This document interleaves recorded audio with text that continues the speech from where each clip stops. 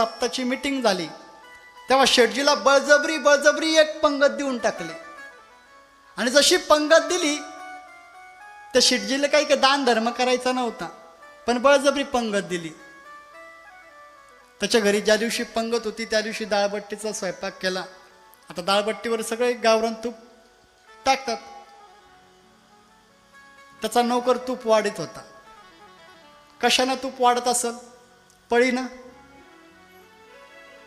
नाही, चमच्यानं नाही. त्याने एक वाटी घेतलेली होती, त्यात दामन, पोते शिवायचा दाबण असतो ना, दाबण म्हणता का दामन म्हणता इथं? दाबण म्हणता ना. बुडवायचा ताटात झटकायचा, बुडवायचा ताटात झटकायचा, बुडवायचा ताटात झटकायचा, बुडवायचा ताटात झटकायचा.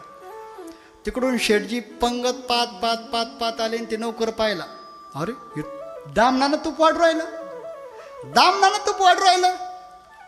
त्याच्या कानाखाली अशी खनखन दिली आणि जशी खनखन आवाज झाला आणि त्या ठिकाणी तो नौकर थरथर थरथर कापू लागला. म्हणे शेटजी काय झालं काय झालं काय झालं? अरे मूर्खा, यानं तूप वाढत असतात का? दामनानं तूप वाढत असतात का? म्हणे मग पळी घेऊ का? अरे मूर्खा, पळीनं वाढतो का? दामनानं वाढतो का?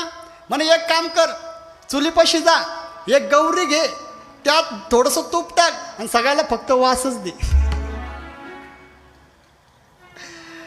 महाराज, काही लोक एवढे चिंगूस असतात. काय उपयोग ते चिंगूसपणाचा? जे नुसतं पैसे साठवून ठेवतात ना, त्याला म्हणतात की शास्त्र सांगतं की त्याला झुरळ व्हावं लागतं. तुम्ही मला झुरळ का व्हावं लागतं?